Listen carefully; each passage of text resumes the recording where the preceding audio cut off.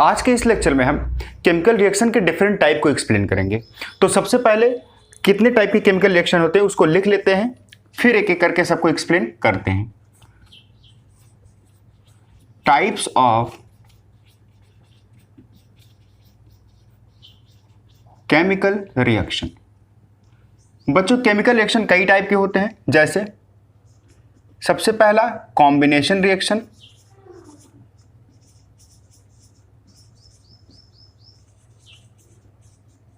दूसरा decomposition reaction,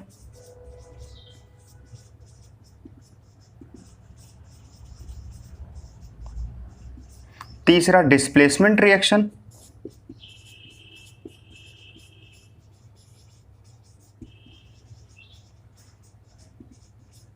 चौथा double displacement reaction,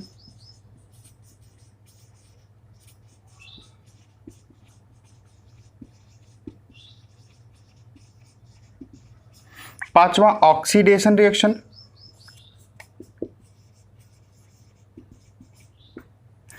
छठवां रिडक्शन और सातवां, इन दोनों को अगर हम कंबाइन कर दें तो बन जाएगा रेडॉक्स रिएक्शन।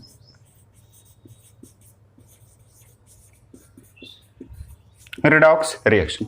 बच्चों, इसके अलावा हम दो तीन कुछ स्पेशल टाइप के रिएक्शन को देखेंगे जो कि कहीं ना कहीं इन सब में इंक्लूडेड हैं। वो जैसे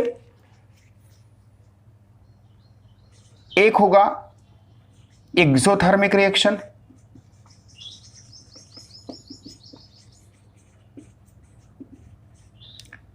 दूसरा इंडोथर्मिक रिएक्शन,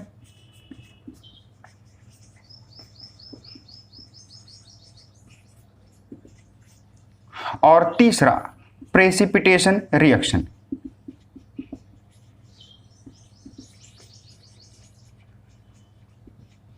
तो अब हम इन सब के बारे में एक एक करके देखेंगे।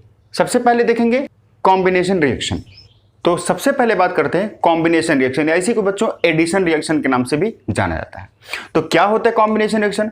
बच्चों, क्या होता है कि अगर दो या दो से ज्यादा रिएक्टेंट हों और आपस में कंबाइन करें और सिंगल प्रोडक्ट बनाएं, तब उसी को कहा जाता है कॉम्बिनेशन रिएक्शन। तो इसके बारे में हम क्या लिख सकते हैं कि व्हेन टू और मोर reactant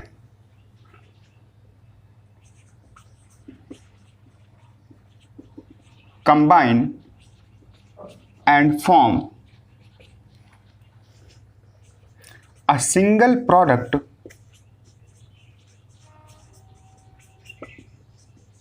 then it is called combination reaction.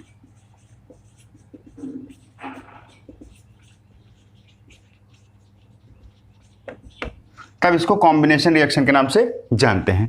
ठीक है, जैसे कुछ एग्जाम्पल हम देख लेते हैं। जैसे एग्जाम्पल जैसे मैग्नीशियम, और इसकी जब हम बर्निंग करा देंगे ऑक्सीजन के प्रेजेंस में, तो ये बना देता है मैग्नीशियम ऑक्साइड। इसको बैलेंस कर लेते हैं 2Mg 2MgO। बच्चों, इसके बारे में बताएंगे अभी। इसके अलावा कैल्शियम ऑक्साइड, और इसका रिएक्शन जब हम वाटर से कराते हैं तो बनता है CaOH ट्वाइस।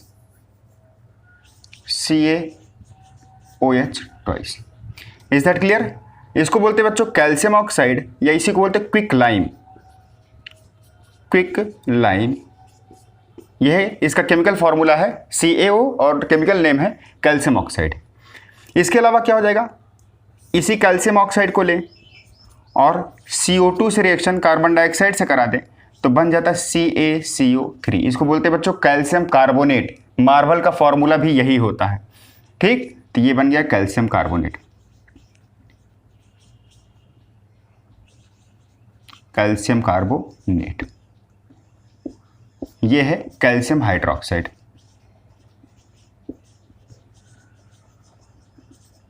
ये है मैग्नीशियम ऑक्साइड। इसके अलावा बच्चों बर्निंग ऑफ कोल, यानी अगर हम कोयले को लें जिसका सिंबल होता है C, और इसको ऑक्सीजन के प्रेजेंस में हम जलाएं तो CO2 कार्बन डाइऑक्साइड गैस हमको मिलता है। ये हो गया कोल। इसके अलावा सल्फर, इसका रिएक्शन ऑक्सीजन से कराएं तो बनता है SO2 यानी सल्फर डाइऑक्साइड। अमोनिया अगर ले लें NH3, इसका रिएक्शन हम हाइड्रोक्लोरिक एसिड से करा दें तो बन जाएगा NH4Cl। तो इस तरह से बच्चों क्या है, कुछ आप देख रहे हैं ये सारे एग्जांपल्स में, इसमें देखिए दो रिएक्टेंट आपस में कंबाइन कर रहे हैं और फाइनली क्या हो रहा है, एक सिंगल प्रोडक्ट बनकर यहां पर निकल रहा है। तो वही हुआ ना कि अगर क्या होता है दो या दो से ज्यादा रिएक्टेंट आपस में कंबाइन करते हैं और सिंगल प्रोडक्ट बनता है, तब उसको बोलते हैं कॉम्बिनेशन रिएक्शन। इसका एक जनरल फॉर्मूला आप अगर लिखना चाहें तो लिख सकते हैं। क्या होगा, जैसे मान लेते हैं कोई रिएक्टेंट है A और ये रिएक्ट कर रहा है B से और बना क्या रहा है AB, तो ये सिंगल प्रोडक्ट हुआ ना। तो इसी जनरल फॉर्मूला के बेस पर देखिए सारे क्या हुए, ये रिएक्शंस हुए हैं, सिंगल प्रोडक्ट यहाँ पर बना हुआ है। अच्छा, क्या होता है कि इस दो रिएक्शन के बारे में थोड़ा सा हम डिटेल बात करना चाहेंगे।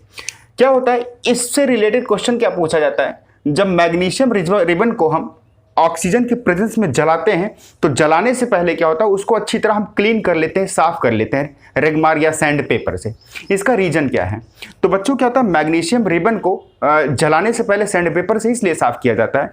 क्या होता है, suppose this is magnesium ribbon, अगर इसको ऐसे ही कहीं रखा जाए तो ये क्या होता है, अपने सराउंडिंग में उपस्थित ऑक्सीजन से रिएक्ट कर जाता है और मैग्नीशियम ऑक्साइड बना लेता है।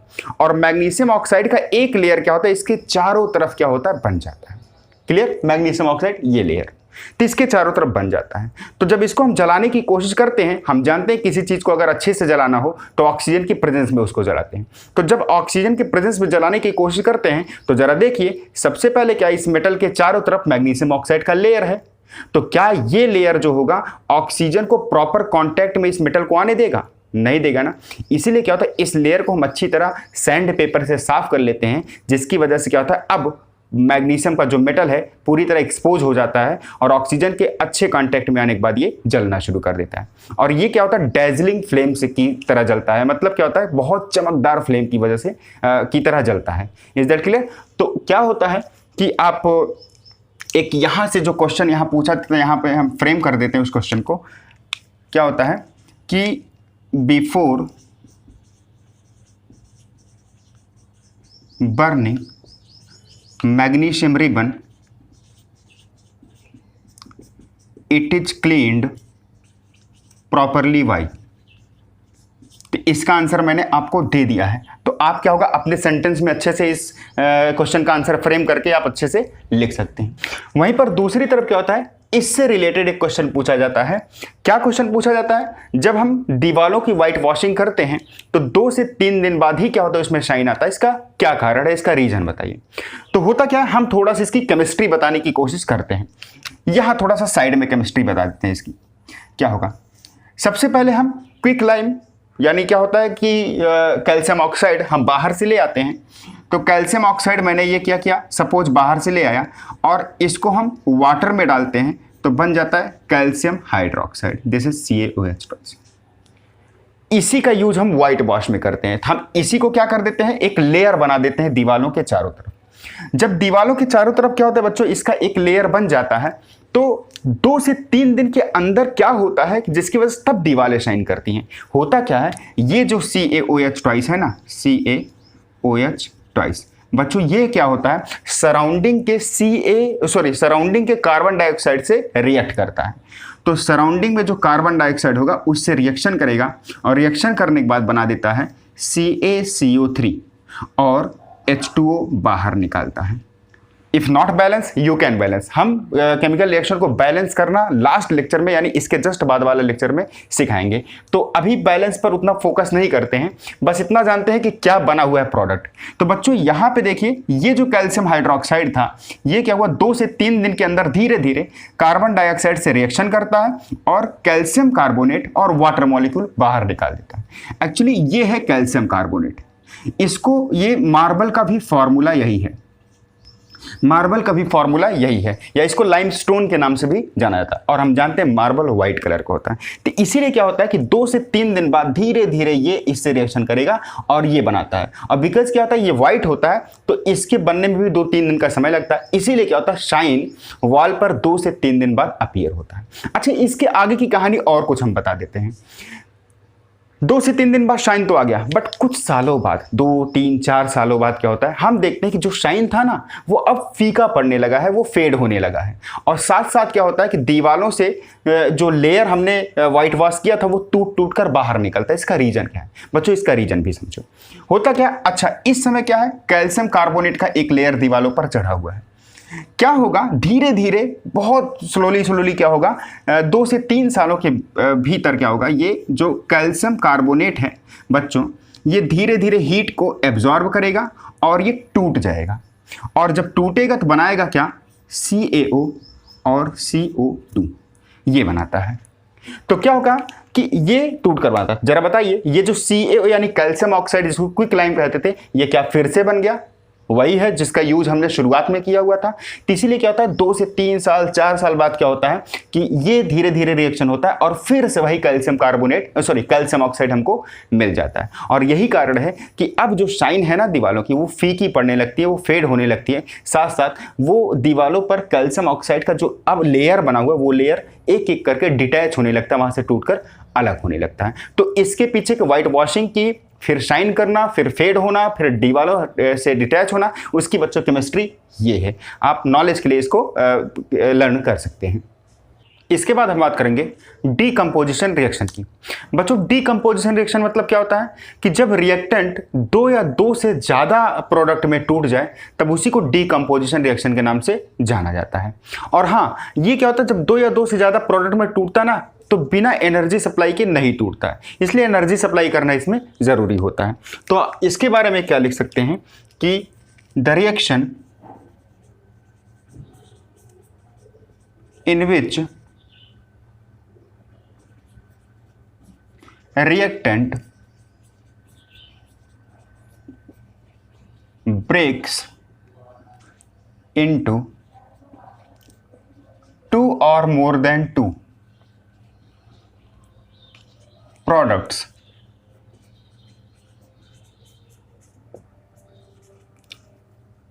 called as decomposition reaction। क्या इतनी बातें समझ में बच्चों? तो इसी को बोलते हैं डीकंपोजिशन रिएक्शन।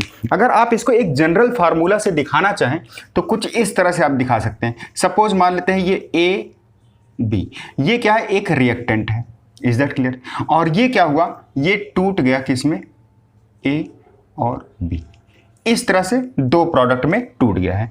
तो क्या होगा, यही होता है डीकंपोजिशन रिएक्शन। मैंने क्या बताया कि डीकंपोजिशन रिएक्शन के लिए क्या होता है, एनर्जी सप्लाई करने की जरूरत होती है। मतलब यहां पे by supplying energy, is that clear बच्चों? तो एनर्जी सप्लाई करने की जरूरत होती है। हम आपको अब बताएंगे कि क्या होता है कि किसी भी रिएक्शन में जब एनर्जी सप्लाई करते तब वो रिएक्शन होता है, तब ऐसे रिएक्शन को कहा जाता है एंडोथर्मिक रिएक्शन। तो लास्ट में बताएंगे एक्सोथर्मिक इंडोथर्मिक दोनों क्या होता है। पहले यहाँ थोड़ा जान लेते हैं। तो जैसे बताया एनर्जी सप्लाई करने के बाद ये रिएक्शन हो रहा है। भाई एनर्जी के तो कई फॉर्म हो सकते हैं भाई, इलेक्ट्रिसिटी इलेक्ट्रिकल एनर्जी है, वो हीट भी एक एनर्जी का फॉर्म है। इसके अलावा light is also a form of energy. तो इस तरह से कई एनर्जी के फॉर्म होते हैं और इसी हर एनर्जी के फॉर्म के कारण क्या होता है, अलग अलग टाइप का रिएक्शन होता है, ठीक है ना। और इसी के बेस पे क्या हुआ है कि डीकंपोजिशन रिएक्शन के भी क्या होते हैं, कई टाइप्स होते हैं on the basis of energy which are supplied to this reaction. ठीक, जैसे सबसे पहले आ जाएगा, अगर हम बच्चों पहला अगर हम हीट सप्लाई कर रहे हैं और हीट सप्लाई करने के बाद क्या हो रहा है, तब कहीं रिएक्शन हो रहा है, तब उसको बोलते हैं कि थर्मल रिएक्शन। थर्मल डीकंपोजिशन कह सकते हो, थर्मल डीकंपोजिशन। अच्छा, थर्मल डीकंपोजिशन को क्या हम थर्मोलिसिस कह सकते हैं? जी हाँ।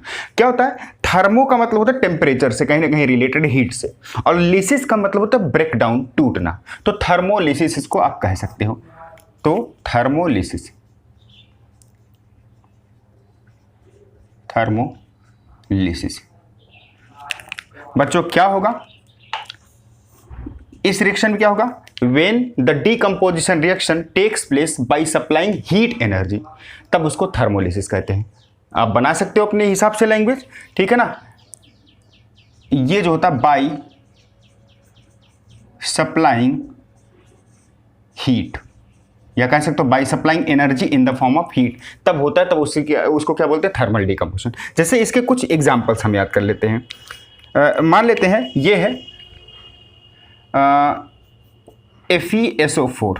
बच्चों क्या होता है, ये होता है फेरस सल्फेट, है ना, फेरस सल्फेट या आयरन सल्फेट कह सकते हो, फेरस सल्फेट। इसके हम लेंगे क्रिस्टल और क्या करेंगे, ये वास्तव में क्या होता है, लगभग ये लाइट ग्रीन कलर का होता है, लाइट ग्रीन। अच्छा, इसके मैंने क्या लिए, क्रिस्टल लिए, और मैंने क्या कर दिया, इसमें मैंने हीट सप्लाई किया। हम हीट को डेल्टा के सिंबल से दिखाते हैं, तो ये टूट जाएगा और ये क्या बनाएगा, ये बना देगा बच्चों Fe2O3 प्लस SO2 और SO3 ये बना देगा। इसको बोलते हैं फेरिक ऑक्साइड, फेरिक ऑक्साइड। ये SO2 है तो इसको बोलेंगे सल्फर डाइऑक्साइड, और ये SO3 है तो इसको बोलेंगे सल्फर ट्राइऑक्साइड। ऑक्सीजन देखो ना, यहाँ 2 है तो डाइऑक्साइड, यहाँ 3 है तो ट्राइऑक्साइड। तो इस तरह से क्या हुआ, एक थर्मल डिकम्पोजिशन का एग्जांपल ये है। इसके अलावा एक एग्जांपल और आपको दे देते हैं जो हमने इसके पहले वाले लेक्चर में बताया था, CaCO3। What is this, calcium carbonate.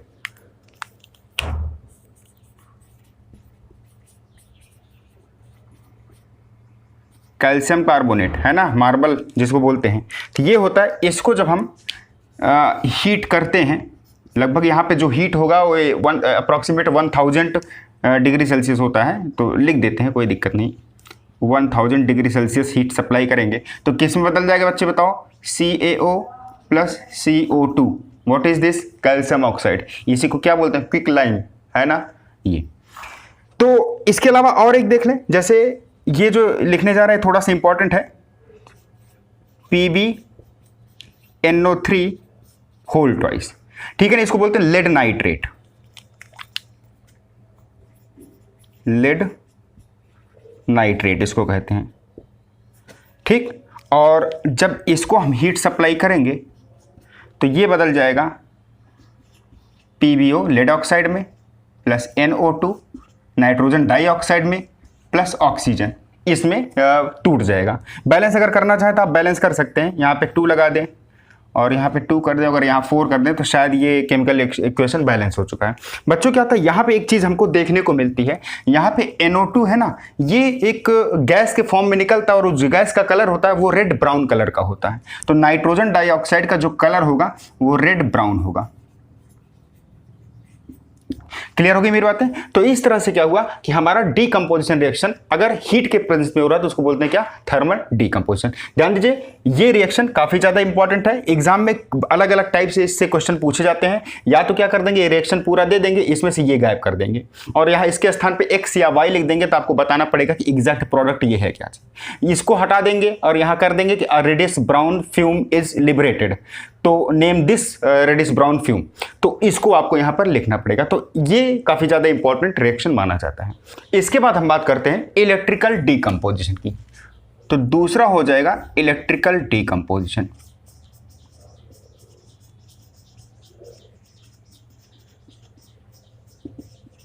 बच्चों इलेक्ट्रिकल डीकंपोजिशन में क्या होता है कि हम इलेक्ट्रिक करंट सप्लाई करेंगे या इलेक्ट्रिकल एनर्जी सप्लाई करेंगे और तब कहीं जाकर रिएक्शन होगा, तब उसको इलेक्ट्रिकल डीकंपोजिशन कहा जाता है। मैं इसको इलेक्ट्रोलिसिस भी कह सकता हूं, है ना। तो ये क्या हो जाएगा, इलेक्ट्रोलिसिस।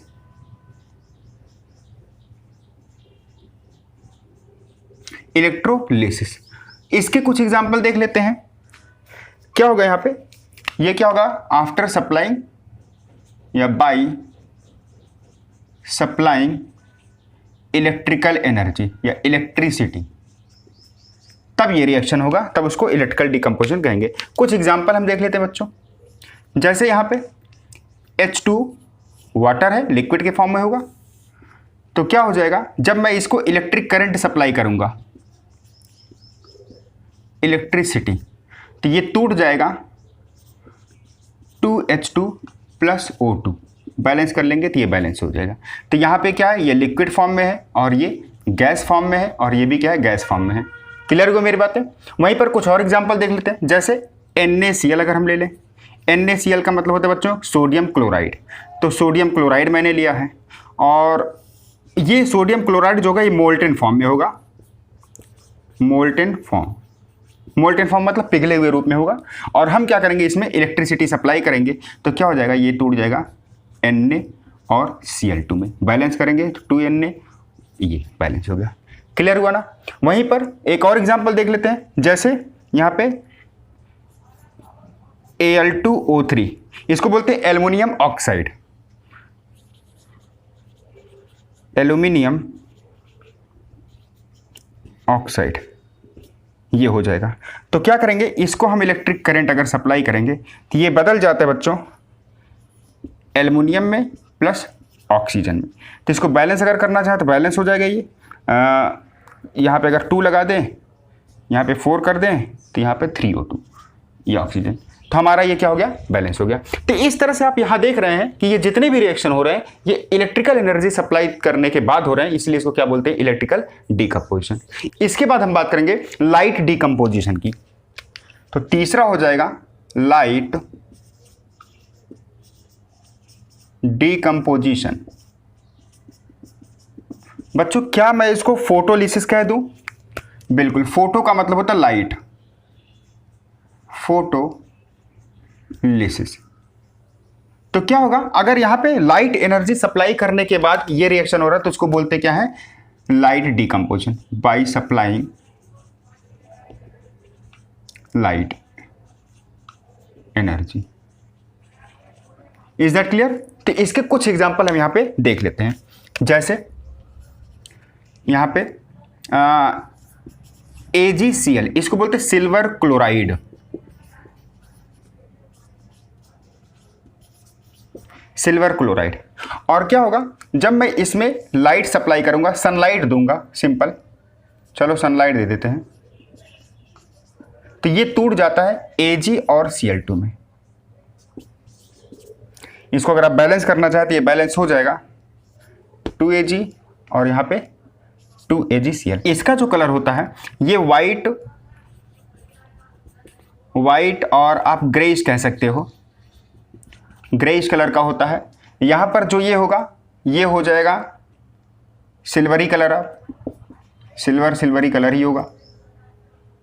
और ये जो यहाँ पे निकलेगा, इवॉल्व होगा, ये लगभग येलोइश ग्रीन होगा, येलोइश ग्रीन कलर का। यहाँ पे हमको वेपर देखने को मिलता है क्लोरीन का। एक एग्जांपल और देख लेते हैं,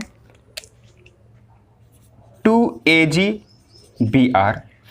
इसमें जब हम क्या करेंगे, वही लाइट एनर्जी सनलाइट वाला, इसको सप्लाई करेंगे, ये बन जाएगा 2Ag प्लस Br2। तो यहाँ पे जो ब्रोमीन निकला हुआ है ये हो जाएगा लगभग रेड ब्राउन कलर का। और यहाँ पे इसका जो कलर होता है ये पेल येलो होता है, पेल येलो कलर, हल्का येलो कलर होता है। तो ये सिल्वर ब्रोमाइड क्या हुआ, सनलाइट दिया तो सिल्वर और ब्रोमीन में टूट गया, ठीक। तो इसका भी कलर वही हो जाएगा, सिल्वरी कलर। अच्छा, एक चीज यहाँ पे हमने क्या किया, एनर्जी को जो है वो लाइट के फॉर्म में सप्लाई किया, तब ये हो रहा है। कभी कभी क्वेश्चन एक पूछता है कि किस रिएक्शन का use black and white photography में करते हैं, तो आंसर आपका यही होगा। हम इन सारे रिएक्शन का जो यूज करते हैं ये ब्लैक एंड व्हाइट फोटोग्राफी में करते हैं। तो यहाँ आप लिख सकते हैं दीज रिएक्शन का मतलब लाइट डिकम्पोजिशन में ये वाला बता रहे हैं, इसके पहले वाला नहीं। These reactions are used in black and white photography.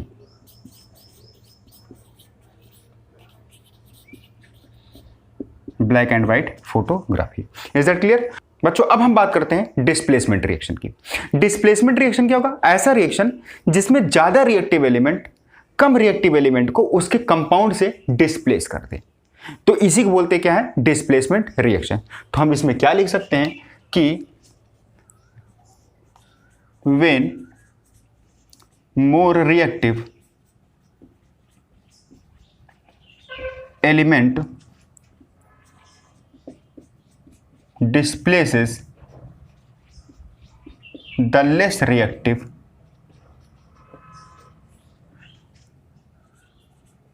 element from its compound, then this reaction is known as displacement reaction. Displacement reaction. Is that clear? इसको एक हम नॉर्मल जनरल फॉर्मूला से किस तरह से दिखा सकते हैं? मान लेते हैं यहाँ पे कोई कंपाउंड है, एलिमेंट है A और एक कंपाउंड है BC, ठीक है। अब इन दोनों का रिएक्शन किया। अब यहाँ पे एक चीज और मान लेते हैं, यहाँ पे जो A है ये मोर रिएक्टिव एलिमेंट मान लेते हैं, और यहाँ पे जो B है ये B क्या होगा? Less reactive. Less reactive. अब ये दोनों आपस में रिएक्शन करेंगे तो क्या होगा? बिकॉज ये मोर रिएक्टिव है इसलिए B को क्या कर देगा? C से डिस्प्लेस कर देगा। तो इस तरह से ये बन जाएगा A C और B क्या हुआ? बाहर आ गया। तो क्या यहां पे डिस्प्लेसमेंट रिएक्शन हुआ? बिल्कुल हुआ। A मोर रिएक्टिव होते हुए B को डिस्प्लेस कर दिया। एग्जैक्ट या कह सकते हो एक्चुअल फॉर्मूले से हम इसको देखने की कोशिश करते हैं। जैसे कुछ एग्जाम्पल मान लेते हैं, ये है आयरन और इसको मैंने कॉपर सल्फेट सॉल्यूशन में डाल दिया, तो पता है क्या होगा? आयरन कॉपर से ज्यादा रिएक्टिव है, तो कॉपर को डिस्प्लेस करके क्या बना देगा? ये FeSO4 और Cu को बाहर कर दिया। बच्चों ये है copper sulphate. Copper sulphate, aqueous copper sulphate solution होना चाहिए। एक्वस का मतलब पानी में डाल के इसको घोल देने की। ये इसका जो कलर होता है ये कलर होता है ब्लू कलर का, ठीक है। और ये क्या है? ये है आयरन सल्फेट। आयरन सल्फेट, इसका जो कलर होता है ये होता है लाइट ग्रीन।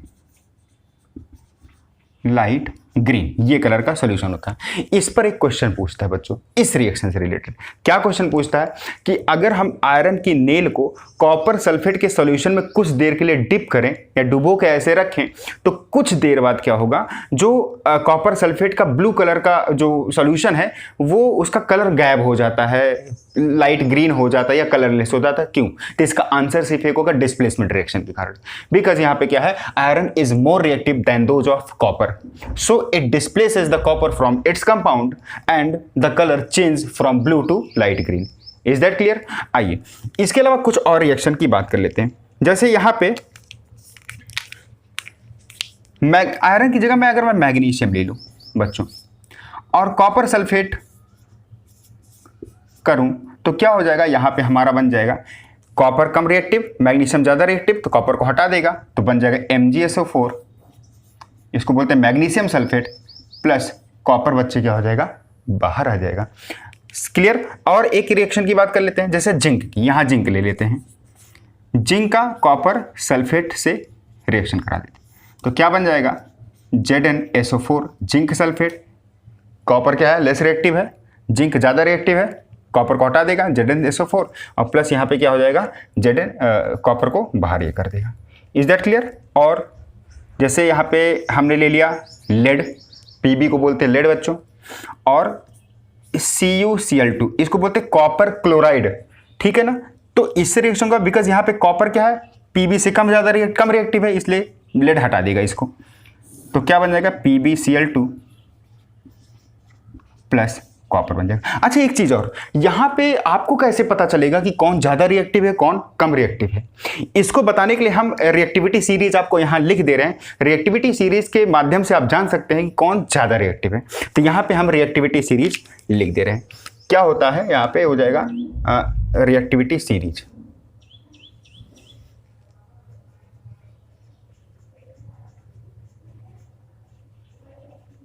रिएक्टिविटी सीरीज लिख देते हैं।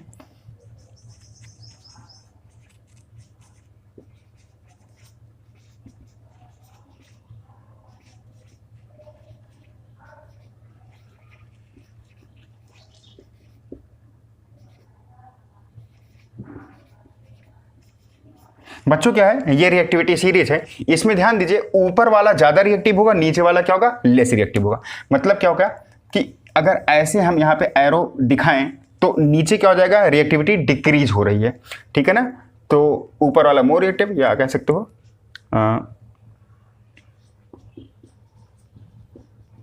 Decreasing reactivity. ऊपर के कंपाउंड नीचे वाले अपने कह सकते हो कि रेस्पेक्टिव नीचे वाले कंपाउंड की कंपैरिजन में क्या होंगे, ज़्यादा रिएक्टिव होंगे। ये इस बेस पर आप जान सकते हैं। जैसे मैं यहाँ पे आपको बता देता हूँ, यहाँ पे जैसे मैंने आयरन लिया और कॉपर, इन दोनों का रिएक्शन आपस में कराया है, तो जरा देख लेते कॉपर कहाँ है, यहाँ है, नीचे है ना, और आयरन कहाँ है, ऊपर है। तो मैंने बोला ना ऊपर वाला ज़्यादा रिएक्टिव होगा और नीचे वाला कम रिएक्टिव होगा। तो आयरन ने क्या किया, कॉपर को हटा दिया। यहाँ देख लेते हैं, कॉपर कहाँ है, ये है। मैग्नीशियम कहाँ है, ऊपर है। ऊपर ज्यादा रिएक्टिव होगा, नीचे कम रिएक्टिव होगा, इसलिए मैग्नीशियम ने क्या कर दिया, कॉपर को हटा दिया। जिंक देखो ऊपर है, कॉपर नीचे, हटा दिया। इसके अलावा कॉपर कहाँ है, नीचे है। लेड देखो कहाँ है, ऊपर इसके जस्ट है, तो इसने क्या कर दिया, इसको हटा दिया। तो इस तरह से कुछ और एग्जाम्पल की बात कर लेते हैं। जैसे यहाँ पे हम ले लिए मैग्नीशियम, मैंने ले लिया, और हाइड्रोक्लोरिक एसिड मैंने ले लिया। यहाँ पे डाइल्यूट हाइड्रोक्लोरिक एसिड लेते हैं, तो क्या हो जाएगा बच्चों, मैग्नीशियम कहाँ जरा देखो ऊपर है, और HCl कहाँ है, सॉरी हाइड्रोजन कहाँ है, नीचे। तो नीचे वाला कम रिएक्टिव, ऊपर वाला ज़्यादा रिएक्टिव, तो मैग्नीशियम क्या करेगा, हाइड्रोजन को डिस्प्लेस कर देगा। तो बन जाएगा MgCl2 प्लस हाइड्रोजन गैस बाहर आ जाएगा, ठीक है ना। बैलेंस नहीं होगा तो आप बैलेंस इसको कर सकते हो, कर देते हैं बैलेंस। यहाँ पे आप 2HCl कर देते हैं, तो ये अपने आप बैलेंस हो गया, ठीक है ना। और एग्जांपल, जैसे आयरन ले लिया मैंने और सल्फ्यूरिक एसिड H2SO4, इससे मैंने क्या कर दिया, रिएक्शन करा दिया। तो क्या बन जाएगा बच्चों, जरा देखो यहाँ पे आयरन कहाँ है, आयरन ये है, और H हाइड्रोजन क्या इसके नीचे। तो इसका मतलब जाहिर सी बात है आयरन क्या होगा, इससे ज़्यादा रिएक्टिव होगा। तो क्या हो जाएगा, आयरन हाइड्रोजन को हटा देगा, बन जाएगा FeSO4 प्लस H2 क्या हो जाएगा, बाहर आ जाएगा, ठीक है ना। और एग्जाम्पल, जैसे Mg मैग्नीशियम मैंने ले लिया, और मैंने ले लिया कॉपर ऑक्साइड CuO, तो क्या हो जाएगा, यहाँ पे मैग्नीशियम कॉपर को डिस्प्लेस कर देगा, तो हो जाएगा Mg magnesium oxide plus Cu क्या कर दिया जाएगा, बाहर। और एल्युमिनियम ले लिया प्लस Fe2O3, फेरिक ऑक्साइड बोलते हैं, तो क्या हो जाएगा, ये बना देगा Al2O3 प्लस आयरन क्या हो जाएगा, यहाँ पे बाहर आ जाएगा, ठीक है। और जैसे पोटेशियम आयोडाइड बच्चों ले लिया, प्लस यहाँ पे मैंने क्या ले लिया, क्लोरीन ले लिया गैस, ठीक है ना। और इन दोनों का आपस में रिएक्शन ऐसे मैंने करवा दिया, तो क्या बन जाएगा जरा देखते हैं। यहाँ बन जाएगा बच्चों KCl प्लस I2 क्या हो जाएगा, बाहर आ जाएगा, ठीक है ना। इस तरह से बहुत सारे रिएक्शन हैं, और आप यहाँ से कोई भी रिएक्शन दे दिया जाए डिस्प्लेसमेंट रिएक्शन का, तो आप इस रिएक्टिविटी सीरीज यहाँ से आप देख के बता सकते हैं कि रिएक्शन होगा कि नहीं होगा। अच्छा, एक चीज़ और है, यहाँ पे सारे रिएक्शन हुए, कभी कभी क्या होता है एग्जाम में कुछ अलग टाइप का इसी से रिलेटेड क्वेश्चन पूछ लेता है। जैसे मैं आपको बताता हूँ क्या होगा, मान लेते हैं कि इसको कहाँ लिखूँ, यहाँ लिखता हूँ। जैसे क्या हुआ, मान लेते हैं दे दिया MgSO4, या ऐसे लिख दे दिया इसने, दे दिया Cu plus MgSO4, magnesium sulphate इसको बोलते हैं। अब जरा देखते हैं किस तरह से रिएक्शन यहाँ पर होगा। यहाँ पे जरा देखें, Cu कहाँ है, नीचे है, Mg कहाँ है, ऊपर है। तो आपको क्या लगता है कि नीचे वाला ऊपर वालों को डिस्प्लेस करेगा? जरा सोचो, मैंने क्या बताया है कि ऊपर वाला जो होगा ज्यादा रिएक्टिव होता है और नीचे वालों को डिस्प्लेस कर देता है, बट नीचे वाला कम रिएक्टिव है, ये ऊपर वालों को कभी डिस्प्लेस नहीं करेगा। तो कॉपर नीचे है और Mg ऊपर है, तो कॉपर Mg को कभी डिस्प्लेस नहीं करेगा। मतलब क्या हो जाएगा इसका, नो रिएक्शन। जरा बताओ बच्चों, क्या रिएक्शन होगा? बिल्कुल रिएक्शन नहीं होगा। इसके अलावा एक एग्जांपल और देख लेते हैं। मान लेते हैं यहाँ पे Mg है, या ऐसे कह सकते हैं कॉपर है, और यहाँ पे है मैग्नीशियम ऑक्साइड। अब इसका रिएक्शन कराते हैं, क्या ये रिएक्शन होगा कि नहीं होगा? मैग्नीशियम कहाँ है, मैग्नीशियम ऊपर है, कॉपर कहाँ है, कॉपर नीचे है। तो कॉपर नीचे है ना, तो नीचे ऊपर वाले को कभी डिस्प्लेस नहीं करेगा, तो यहाँ पर भी क्या हो जाएगा, नो रिएक्शन। क्लियर? और जैसे यहाँ पे H2 plus ZnSO4 zinc sulphate बोलते हैं, इसका रिएक्शन करा लेते हैं। तो यहाँ पे देखते हैं H2 कहाँ है, ये हाइड्रोजन नीचे है, जिंक कहाँ है, जिंक ऊपर है, नीचे वाला कभी ऊपर को डिस्प्लेस करेगा नहीं ना, तो रिएक्शन होगा। तो यहाँ पर भी बच्चों क्या हो जाएगा, नो रिएक्शन। तो इज दैट क्लियर। तो बस रिएक्टिविटी सीरीज के हेल्प से आप ये जान सकते हैं कि रिएक्शन होगा कि नहीं होगा, होगा तो कौन सा प्रोडक्ट बनेगा, अगर नहीं होगा तो क्यों, तो इसका रीजन यहाँ पे आप देख सकते हैं। Is that clear. अब इसके बाद हम बात करेंगे डबल डिस्प्लेसमेंट रिएक्शन की। बच्चों डबल डिस्प्लेसमेंट रिएक्शन का मतलब क्या होता है कि डबल डिस्प्लेसमेंट में दो कह सकते हो दो आयनों का डिस्प्लेसमेंट होता है। इसमें क्या होता है, जैसे दो कंपाउंड को आपस में मैंने रिएक्ट कराया, अब इस कंपाउंड से आयन टूटेंगे तो ये इस कंपाउंड के साथ जुड़ेंगे और इस कंपाउंड से आयन टूटेंगे इसके साथ जुड़ेंगे। तो मतलब क्या हो रहा है, यहां पे एक्सचेंज ऑफ आयन हुआ है, या यूं कह सकते हो कि आयनों का दो बार डिस्प्लेसमेंट हुआ है, इसीलिए इसको क्या बोलते हैं, डबल डिस्प्लेसमेंट रिएक्शन। इसके पहले वाला जो था वो था सिंगल डिस्प्लेसमेंट। तो यहां पे क्या हो रहा है कि in this type of reaction, in this type of reaction exchange of ions between two or more compound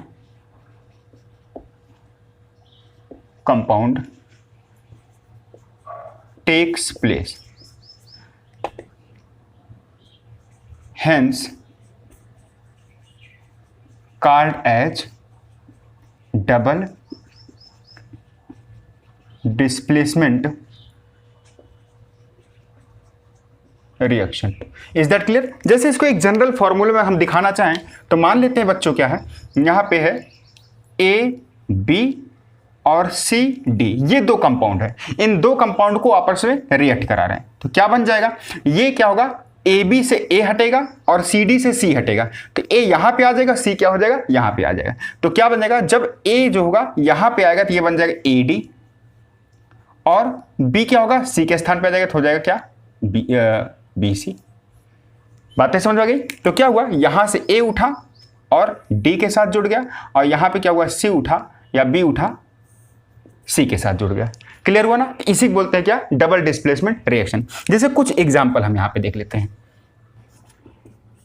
example जैसे यहां पे BaCl2, इसको बोलते हैं बेरियम क्लोराइड, और इसका रिएक्शन मैं करा दे रहा हूं बच्चों H2SO4 sulphuric acid.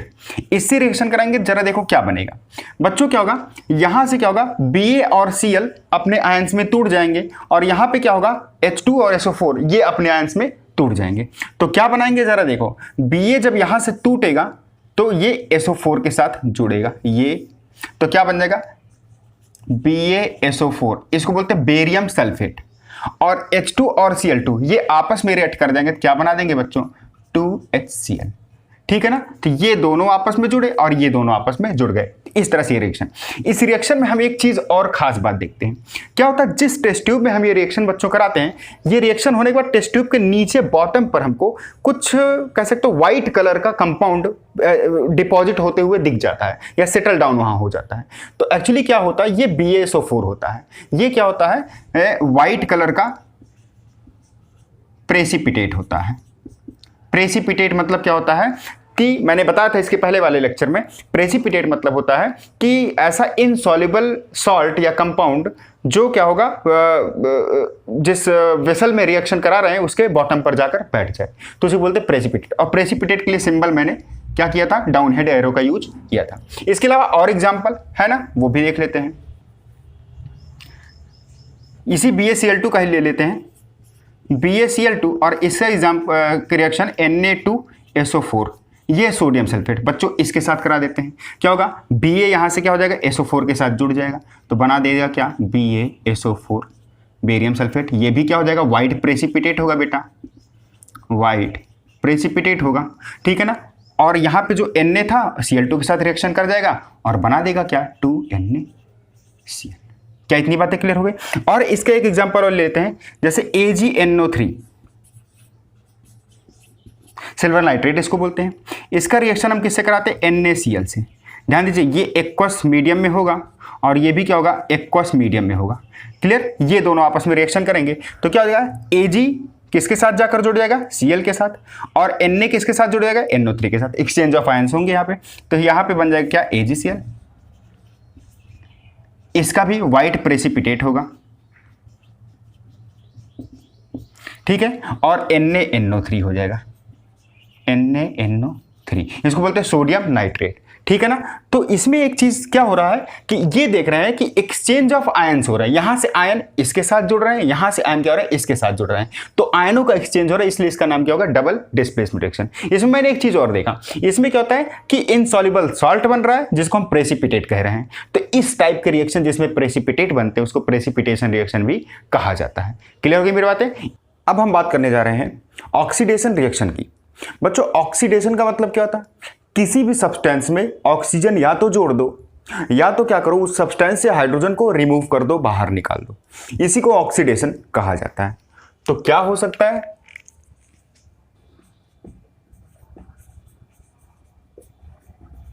Addition of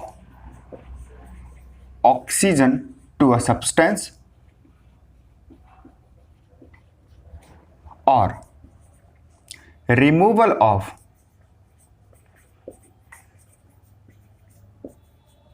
hydrogen from substance, इसी को क्या कहा जाता है, ऑक्सीडेशन कहा जाता है। अच्छा, इसमें एक चीज और नोट करने वाली बात है, क्या होगा बच्चों, जो सब्सटेंस ऑक्सीजन को देगा, डोनेट करेगा, उसको बोलते हैं ऑक्सीडाइजिंग एजेंट, या जो हाइड्रोजन को रिमूव करेगा उसको भी बोलते हैं ऑक्सीडाइजिंग एजेंट। तो ऑक्सीडाइजिंग एजेंट के बारे में देख लेते हैं।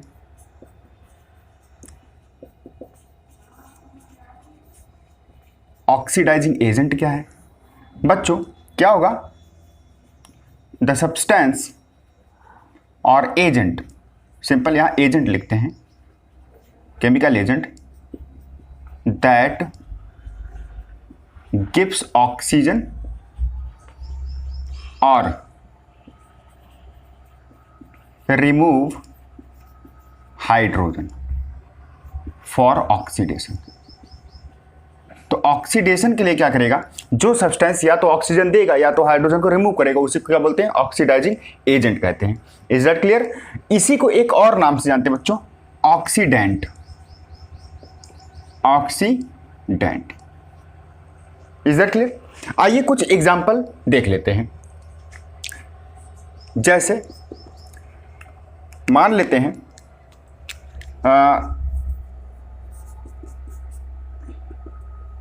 यहाँ पे कॉपर है और इसका रिएक्शन मैंने ऑक्सीजन से करा दिया, तो बच्चों क्या बन गया, कॉपर ऑक्साइड। बैलेंस कर लेते हैं, 2 लगा दें, यहाँ 2 लगा दें, बैलेंस। जरा देखो यहाँ पर कॉपर था बट वहाँ कॉपर के साथ ऑक्सीजन जुड़ा है ना, तो मतलब क्या हुआ, ऑक्सीडेशन हुआ है। तो यहाँ पे ये जो कॉपर था इसका क्या हुआ बच्चों, ऑक्सीडेशन।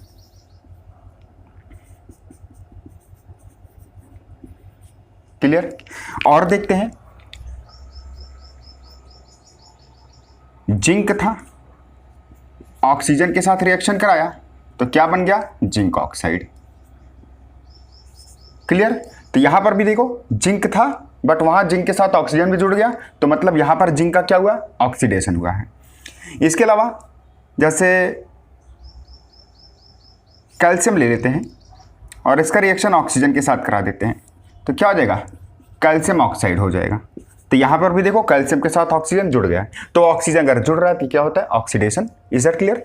अच्छा, यहां पे एक चीज और देख लेते हैं, क्या होगा बच्चों कि ये जो कॉपर है ये लगभग ब्राउनिश कलर का होता है, बट क्या होता है कि जब इसका ऑक्सीडेशन होता है तो कॉपर ऑक्साइड जो बनता है ये ब्लैक कलर का हो जाता है। कभी कभी क्वेश्चन पूछ लेता है कि कोई सब्सटेंस एक्स है, इसका कलर ये है, बट क्या होता है कि जब इसका ऑक्सीडेशन होता है तो उस सब्सटेंस का ऑक्साइड बनता है और ब्लैक कलर का हो जाता है, तो उस सब्सटेंस का नाम बताइए, तो वहां पे आपको बताना पड़ेगा।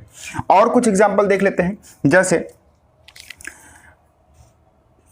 CH3OH, this is methyl alcohol इसको बोलते हैं, और ये ब्रेकडाउन हुआ और बना दिया CH2O + H2। क्लियर। जरा अब यहां देखो बच्चों क्या हो रहा है, यहां पे देखो यहां से हाइड्रोजन बाहर निकला हुआ है। देखिए यहाँ CH3OH था, यानी 4 हाइड्रोजन यहाँ थे, बट अब क्या हुआ, हाइड्रोजन रिमूव हो गया है। तो मतलब क्या हुआ, हाइड्रोजन निकला है, तो इसका मतलब क्या हुआ, ऑक्सीडेशन, हाइड्रोजन निकला है।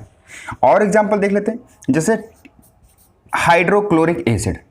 तो हाइड्रोक्लोरिक एसिड जब टूटेगा तो बनाएगा H2 + Cl2। क्लोरीन के साथ हाइड्रोजन था बट देखो निकल गया कि नहीं निकल गया, इसका मतलब यहां पर भी क्या हुआ, ऑक्सीडेशन।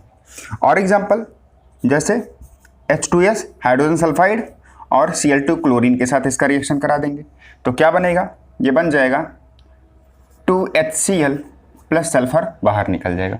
जरा देखो यहां पर क्या हुआ था कि देखा जाए सल्फर था, सल्फर के साथ हाइड्रोजन जुड़ा था बट वहां देखो सल्फर के साथ सल्फर से हाइड्रोजन निकल गया है, तो ये भी क्या हुआ, ऑक्सीडेशन रिएक्शन। तो हमने क्या किया यहां पर अगर देखा जाए तो ये जो तीन था, ये तीनों एग्जाम्पल जो था वो एडिशन ऑफ ऑक्सीजन का था। तो यहां पर इन तीनों एग्जाम्पल में क्या हो रहा है, एडिशन ऑफ ऑक्सीजन, और इस तीनों एग्जाम्पल में क्या हो रहा है,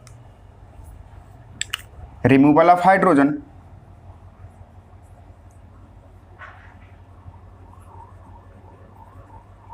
ठीक है बच्चों।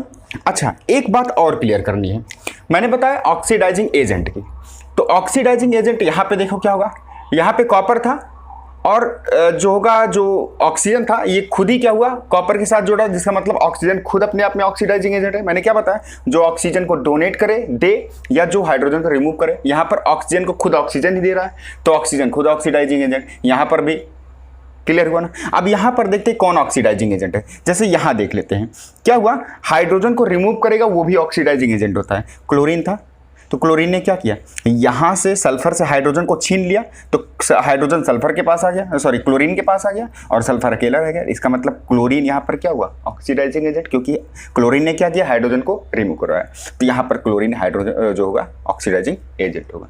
क्लियर हुआ मेरी बातें। अब बात करते हैं बच्चों रिडक्शन की। रिडक्शन क्या होगा, जस्ट ऑक्सीडेशन का अपोजिट बच्चों। इसमें क्या होगा, या तो हाइड्रोजन को जोड़ दो या तो ऑक्सीजन को बाहर निकाल दो, इसी को बोलते क्या, reduction.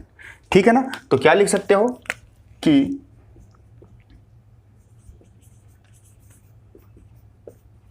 Addition of hydrogen to a substance और सब्सटेंस SUB और रिमूवल ऑफ ऑक्सीजन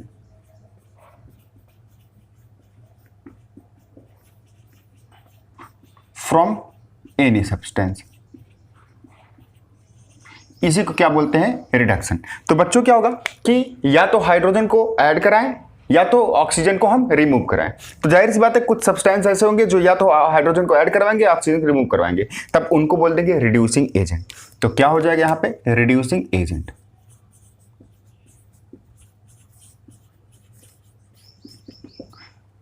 क्या होता है इसमें कि the agent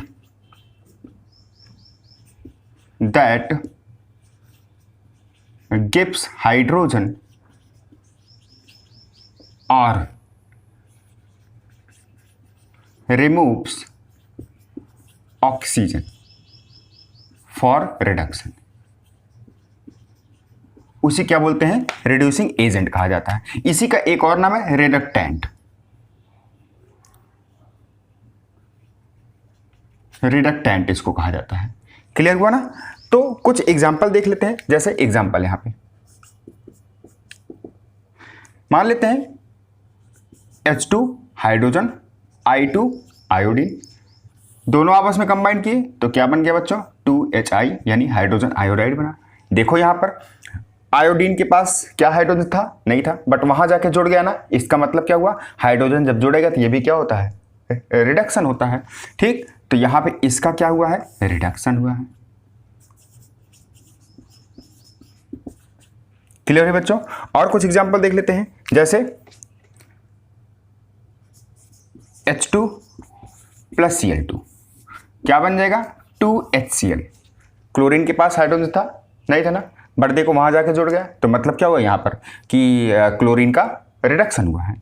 और एग्जांपल देखते हैं, जैसे ZnO प्लस C, इन दोनों का रिएक्शन कराते हैं तो बनेगा क्या, यहां पे बन जाएगा कि Zn बाहर आ जाएगा plus carbon monoxide, this is carbon monoxide, ये बन जाएगा। अब यहां पे जरा देखो, यहां पर क्या हुआ, जिंक के पास ऑक्सीजन था ना, बट देखो जिंक से ऑक्सीजन निकल गया, अकेला रहेगा जिंक, तो मतलब क्या हुआ, ऑक्सीजन निकले तो भी तो रिडक्शन होता है ना। तो इस तरह से यहाँ पर भी क्या हुआ है, रिडक्शन हुआ है। और देख लेते हैं, जैसे एक एग्जांपल और, CuO कॉपर ऑक्साइड मैंने बताया था ब्लैक कलर होता है ये, प्लस H2, इन दोनों का रिएक्शन कराते हैं। देखो क्या होगा, ये बन जाएगा बच्चों H2O प्लस कॉपर बाहर आ जाएगा। जरा यहाँ देखो, कॉपर के पास ऑक्सीजन था ना, बट वहां देखो इसके साथ ऑक्सीजन गायब हो गया है। तो मतलब क्या हुआ, ऑक्सीजन रिमूव हुआ तो भी तो क्या हुआ, रिडक्शन हुआ। तो हमने देखा क्या कि इन दोनों एग्जाम्पल में हाइड्रोजन जुड़ रहा है, यानी यहां पर क्या हो रहा है, गेन ऑफ हाइड्रोजन या एडिशन ऑफ हाइड्रोजन, बट यहां पे ऑक्सीजन बाहर निकल रहा है, ऑक्सीजन बाहर निकल रहा है, मतलब लॉस ऑफ ऑक्सीजन या रिमूवल ऑफ ऑक्सीजन। तो इसको क्या कहा जाता है, ऑक्सीडेशन, सॉरी रिडक्शन रिएक्शन। अच्छा, यहां पर जाहिर सी बात है जो रिड्यूस करवा रहा है वो होगा रिड्यूसिंग एजेंट। चलो देखते हैं यहां पर रिड्यूसिंग एजेंट क्या हो जाएगा। यहां पर क्या हुआ कि हाइड्रोजन जिसने दिया वो होगा रिड्यूसिंग एजेंट। तो हाइड्रोजन खुद है, तो हाइड्रोजन यहां इन दोनों एग्जाम्पल में खुद हाइड्रोजन अपने आप को दे रहा है, तो इसका मतलब हाइड्रोजन यहां पर खुद रिड्यूसिंग एजेंट हो गया। यहां देख लेते हैं, ऑक्सीजन को जो निकालेगा वो रिड्यूसिंग एजेंट, कार्बन था, कार्बन ने क्या किया, इनसे ऑक्सीजन निकाल लिया और अपने पास जोड़ लिया, तो मतलब कार्बन यहां पर रिड्यूसिंग एजेंट है। यहां देख लेते हैं, यहां पर हाइड्रोजन ने ऑक्सीजन को निकाल लिया और ऑक्सीजन हाइड्रोजन के साथ जुड़ गया, तो इसका मतलब यहां पर हाइड्रोजन रिड्यूसिंग एजेंट है। क्लियर है मेरी बात है। अब बात करते हैं बच्चों रिडॉक्स रिएक्शन की।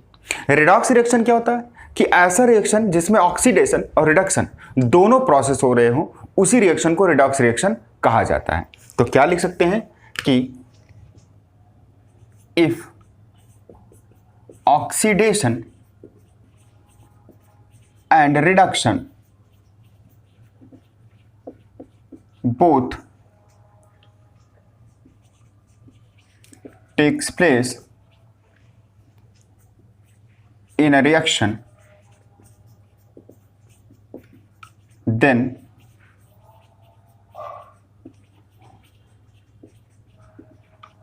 called as reduction reaction.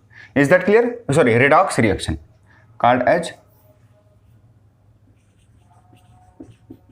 redox reaction। ठीक है, तो कुछ एग्जाम्पल देख लेते हैं बच्चों। इसका मतलब एक चीज देखो, यहां पर क्या हो रहा है, ऑक्सीडेशन रिएक्शन दोनों हो रहा है, तो इसका मतलब इस रिएक्शन में ऑक्सीडाइजिंग एजेंट और रिड्यूसिंग एजेंट दोनों मौजूद होगा। ठीक है ना। जैसे एग्जाम्पल,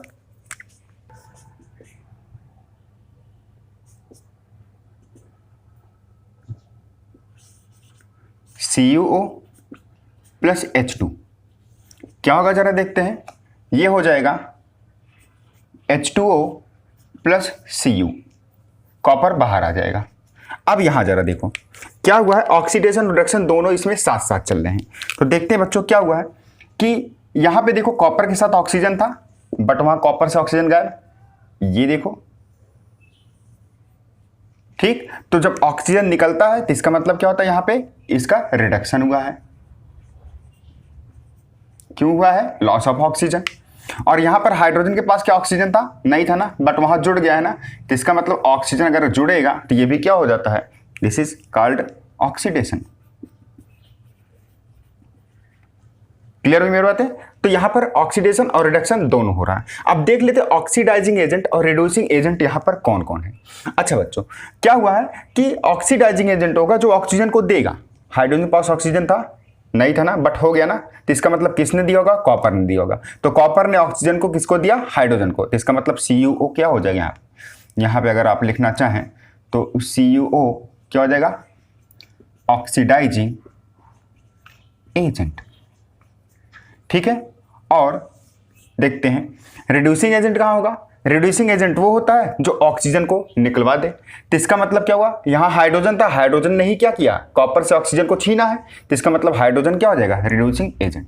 तो हाइड्रोजन क्या हो जाएगा, रिड्यूसिंग एजेंट। ठीक है। एक एग्जांपल और देखते हैं बच्चों।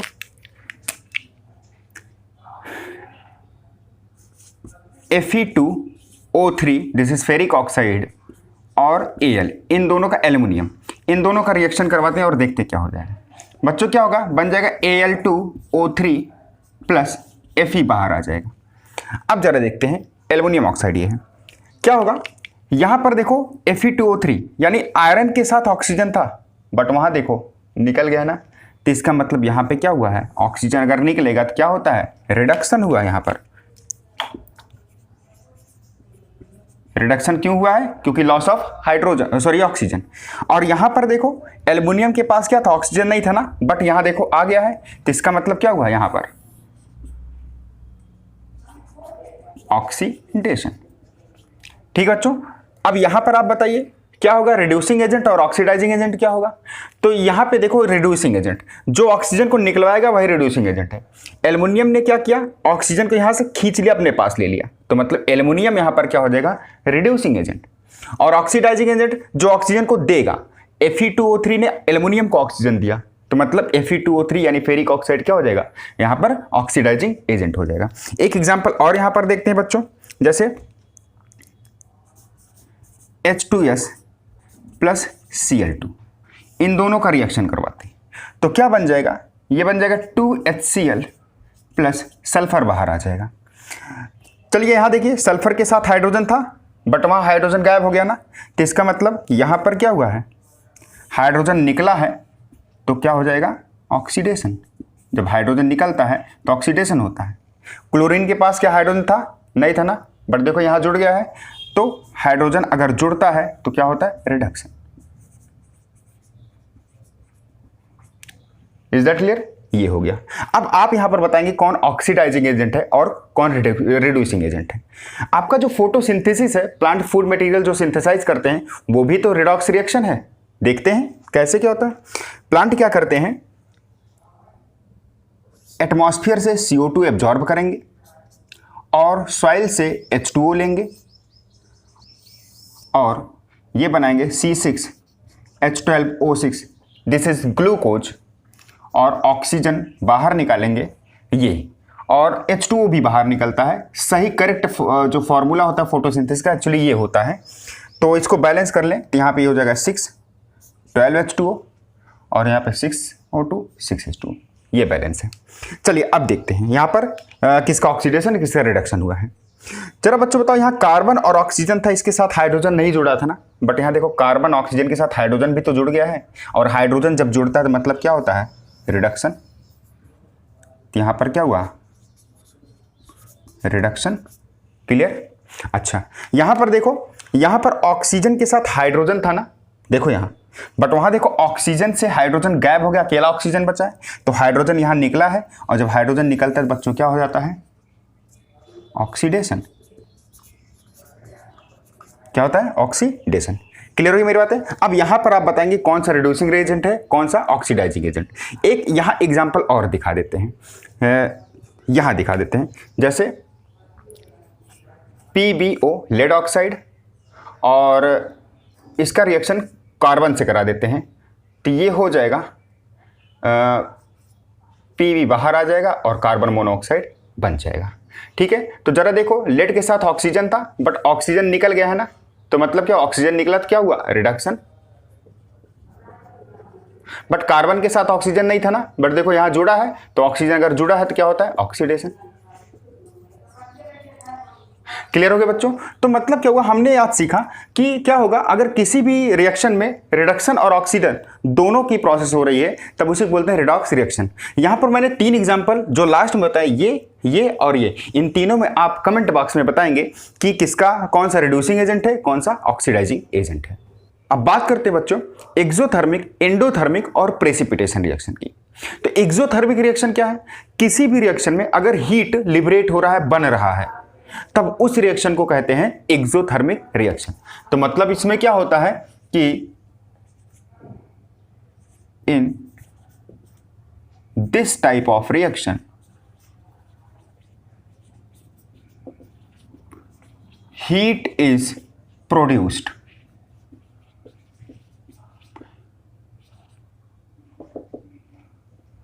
This is called exothermic reaction. कुछ एग्जाम्पल देख लेते हैं, जैसे मैंने जब कॉम्बिनेशन रिएक्शन पढ़ाया था तो उसका कुछ एग्जाम्पल देखते हैं।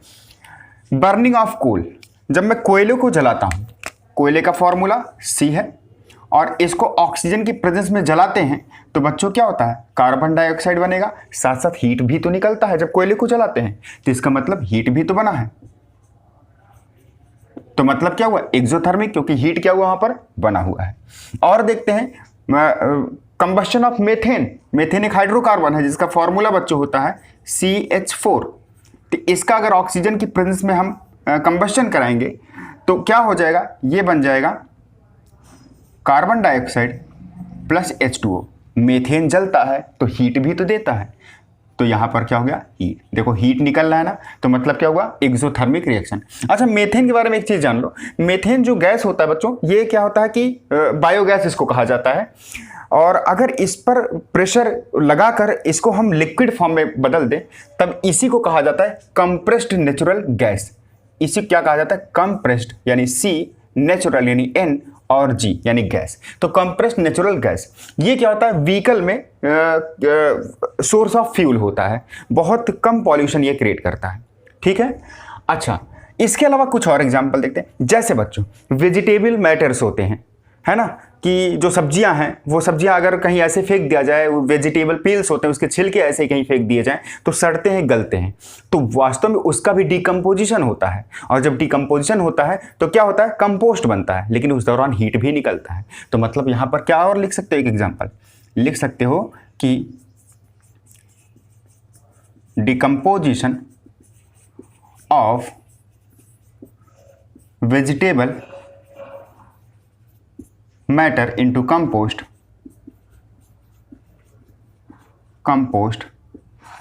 also is a type of exothermic reaction। इसके अलावा बहुत सारे रिएक्शन होते हैं जो एक्सोथर्मिक से रिलेटेड हैं। अब बात करते हैं एंडोथर्मिक। बच्चों एंडोथर्मिक रिएक्शन क्या है, जिस रिएक्शन को होने के लिए एनर्जी की जरूरत पड़े, यानी उस रिएक्शन में एनर्जी सप्लाई करूंगा तभी क्या होगा, ये रिएक्शन होगा, तब उसको कहते हैं एंडोथर्मिक रिएक्शन। वो एनर्जी कुछ भी हो सकता है, या तो हीट एनर्जी हो सकता है, या तो इलेक्ट्रिकल एनर्जी हो सकता है, और या तो कह सकते हो लाइट एनर्जी हो सकता है। Is that clear? तो कह सकते हो यहां पर कि in this type of reaction energy, बच्चों एनर्जी किसी भी फॉर्म में हो सकता है, चाहे वो लाइट के फॉर्म में लाइट एनर्जी हो, या हीट के फॉर्म में हीट एनर्जी हो, या इलेक्ट्रिकल के फॉर्म में इलेक्ट्रिसिटी या इलेक्ट्रिकल एनर्जी हो, electrical energy. In this type of reaction energy is supplied और एब्जॉर्ब्ड। ठीक है ना। तो इस टाइप के रिएक्शन में क्या होता है, एनर्जी को सप्लाई किया जाता है। याद करो डीकंपोजिशन रिएक्शन। डीकंपोजिशन रिएक्शन में क्या करते थे हम, रिएक्टेंट को तोड़ते थे, ब्रेक डाउन करते थे, तो तोड़ने के लिए मैं एनर्जी सप्लाई करता था तभी होता था। तो इसका मतलब जो डीकंपोजिशन रिएक्शन था वो सब के सब क्या थे, एंडोथर्मिक रिएक्शन थे, क्योंकि एनर्जी को दिया जा रहा था। जैसे दो एक एग्जाम्पल देख लेते हैं। ब्लैक एंड व्हाइट फोटोग्राफी में मैंने एक रिएक्शन बताया था, सिल्वर क्लोराइड AgCl, और जब ये टूटता है तो क्या बनता है 2Ag प्लस Cl2। बैलेंस कर लेते हैं, ये हो गया। क्या किया था हमने, यहां पे सनलाइट दिया था। क्लियर। और एक एग्जांपल और ले लेते हैं, जैसे 2H2O है, और जो मैंने क्या किया, इसमें एनर्जी सप्लाई किया, क्या, electricity, electric current, electrical energy. जब मैंने इसको दिया था तो क्या हुआ था, H2 प्लस O2 में टूट गया था। देखिए यहां पर भी तो एनर्जी लगा है।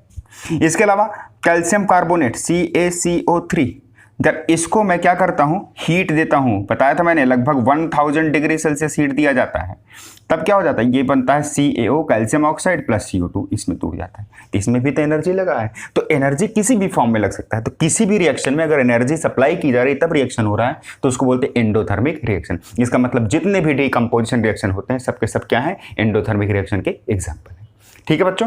अब बात करते हैं प्रेसिपिटेशन रिएक्शन की। बच्चों प्रेसिपिटेशन रिएक्शन मतलब क्या होता है, किसी भी रिएक्शन में अगर प्रेसिपिटेट बनता है। प्रेसिपिटेट क्या होता है, प्रेसिपिटेट क्या होता है कि ऐसा कह सकते हो सॉल्ट या ऐसा कंपाउंड, जब क्या होता है रिएक्शन होता है तो जिस वेसल में रिएक्शन कराया जाता है या टेस्ट ट्यूब में रिएक्शन होता है, उस टेस्ट ट्यूब के बॉटम पर इनसॉल्युबल फॉर्म में डिपॉजिट हो जाता है, सेटल हो जाता है। तो प्रेसिपिटेट सिंपल क्या, इनसॉल्युबल साल्ट होता है जो रिएक्शन कराने वाले वेसल के बॉटम पर जाकर सेटल हो जाता है। जाते हैं, तो वो होता है प्रेसिपिटेशन रिएक्शन। याद करिए जब मैंने डबल डिस्प्लेसमेंट रिएक्शन कराया था, क्या इसका एग्जाम्पल होगा?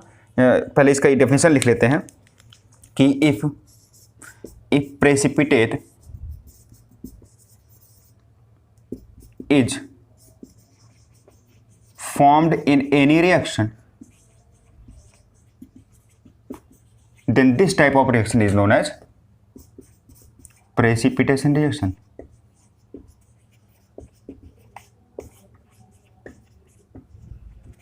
ठीक है बच्चों, जैसे एग्जाम्पल इसका ले लेते हैं। याद करिए बेरियम क्लोराइड यानी BaCl2, इसका रिएक्शन मैंने किससे करा दिया था? H2SO4, डाइल्यूट H2SO4 यहां पर लेते हैं, और जब रिएक्शन मैंने कराया था क्या बन गया था? BaSO4 बेरियम सल्फेट, इसके साथ साथ क्या बना था? 2HCl hydrochloric acid. याद करिए BaSO4 ही तो प्रेसिपिटेट है, क्योंकि यही क्या हुआ था, जो टेस्ट ट्यूब था उसके बॉटम पर जाकर सेटल हो गया था। तो और अगर ये प्रेसिपिटेट है तो इसके लिए हम क्या करते हैं? डाउन हेड एरो का यूज करते हैं। तो यहां पर ये प्रेसिपिटेट है, ठीक है ना, प्रेसिपिटेट, दिस इज प्रेसिपिटेट। कौन सा प्रेसिपिटेट? बेरियम सल्फेट का। और ये व्हाइट प्रेसिपिटेट होता है बच्चों, सफेद कलर का प्रेसिपिटेट होता है, ठीक है ना। और एग्जांपल लिख सकते हो BaCl2 Na2SO4 यानी सोडियम सल्फेट के साथ रिएक्शन कराओगे तो क्या बन जाएगा? Barium sulphate plus 2NaCl। वो भी क्या है, उसमें जो बेरियम सल्फेट बना वो भी प्रेसिपिटेशन रिएक्शन का एक अच्छा एग्जाम्पल माना जाएगा। तो इस तरह से क्या हुआ, हमारा टाइप ऑफ केमिकल रिएक्शन खत्म हुआ। हम नेक्स्ट लेक्चर में रैंसिडिटी और कोरोजन की बात करेंगे।